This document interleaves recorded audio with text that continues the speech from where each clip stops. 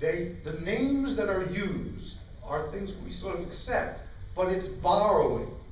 Pension smoothing is borrowing. Now you can say there's a reason to do it, and I'm not saying it was the wrong thing to do, but it is paying for this year's pensions, costs, contributions, by promising payments in the future to make up for this year's obligation.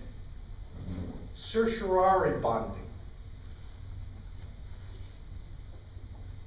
So one shot. It's borrowing today to pay a current cost that you'll repay over time. Spin-ups, one of my favorites, which the governor embraced across the state this year.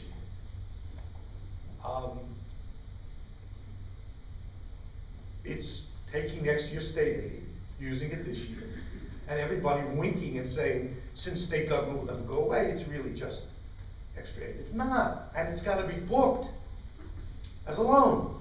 It's repayable.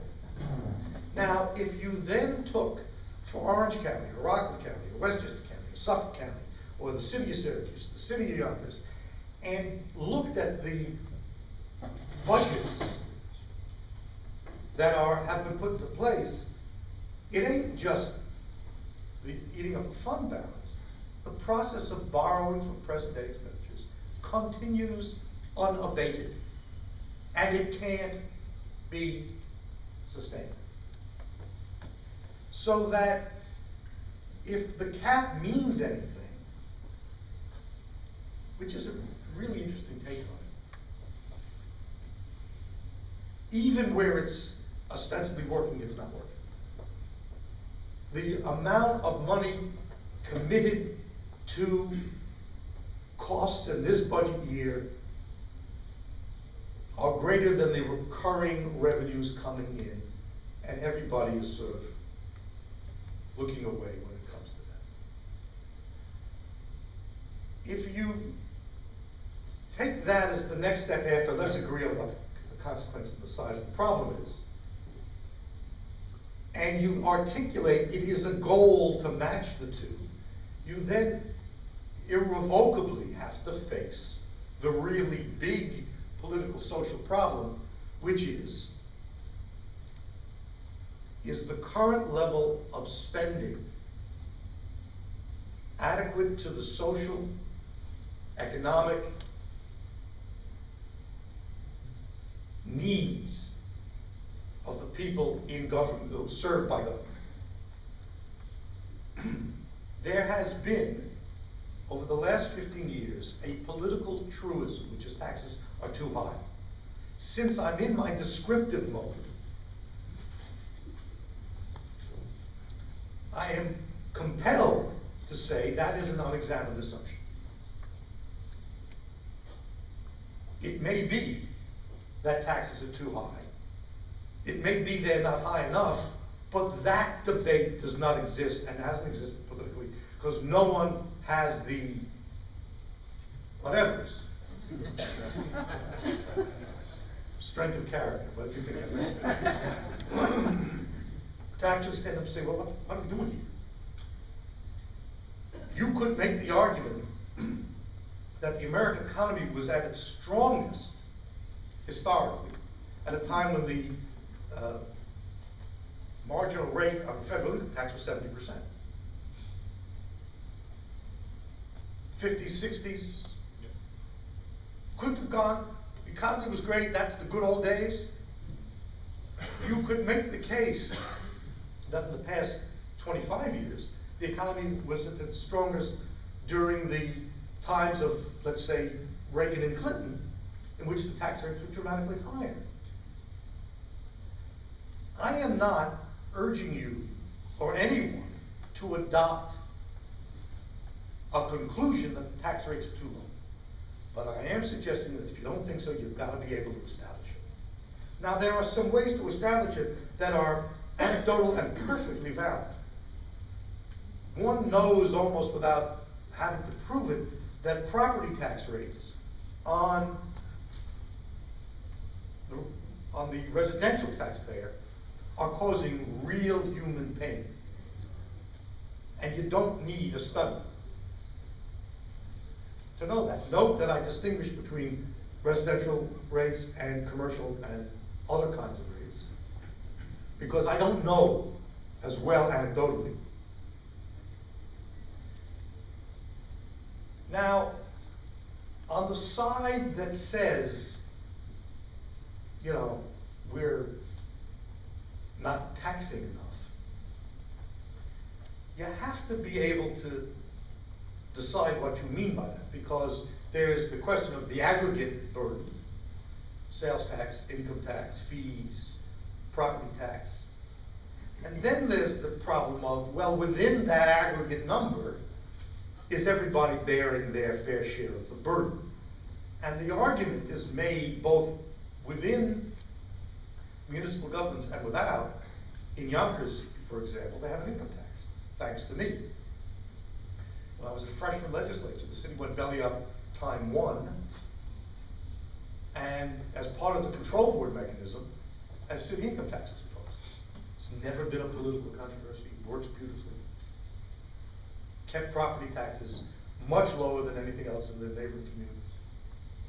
But even within municipal, school, and other taxing jurisdictions, whatever you think about the aggregate tax load, well, are the rich paying enough? Are the poor paying enough? One of the things I remember about my career is that at a time in 1985, when, in 86, 87, when the Assembly led a charge to remove the poorest taxpayers from the tax rolls, I stood up at the conference and said, mistake. Even if it's 25 bucks, everybody should pay taxes. They threw shoes at me, and I got nowhere, but I was right. I was right 3 times in my life. That was one of them. As to the tax on the rich, you move into a discussion of income inequality, which I'm not going to get into here. But if you're in that discussion, and you should be, whatever your position, you can't ignore it.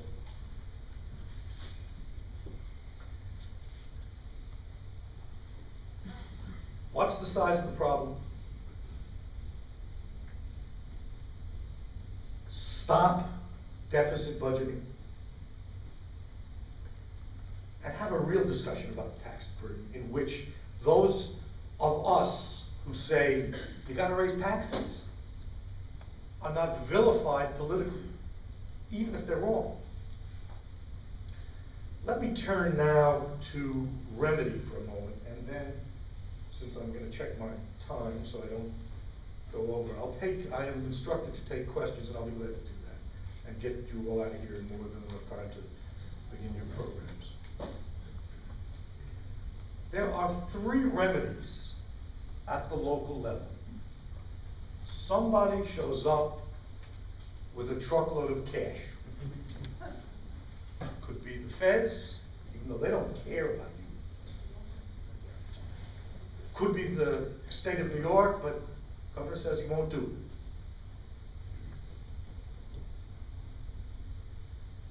Could be the prophet Elijah, but he's busy in the Middle East.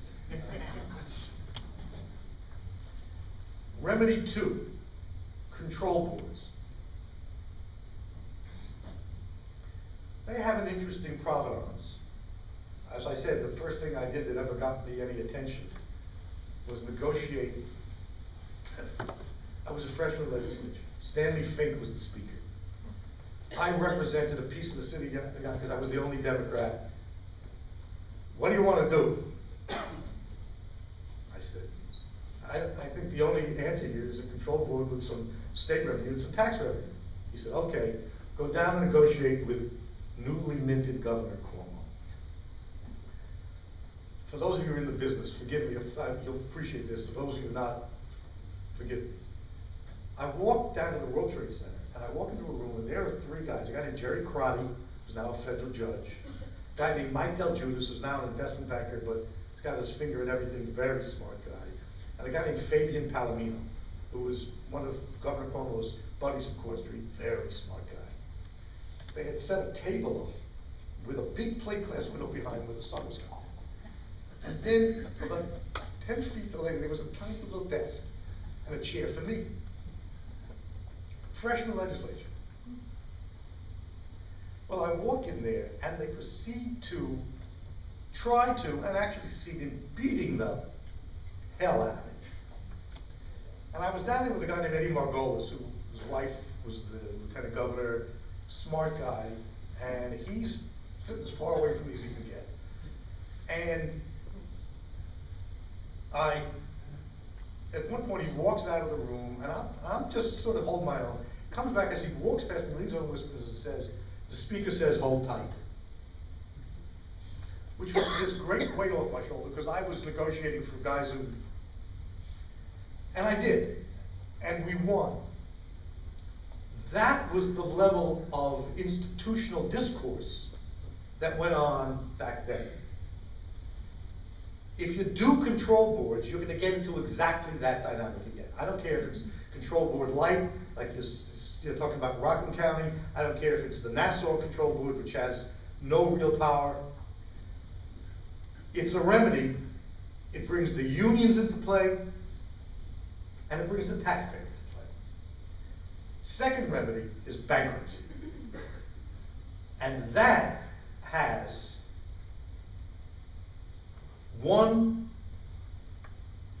advantage, difference, say it as you will, to the control board. It brings the banks into play. Most control board acts and the Fiscal Agent Act in New York guarantee the bondholders repayment. It's what happened in Rhode Island. It's what happened in California. Okay.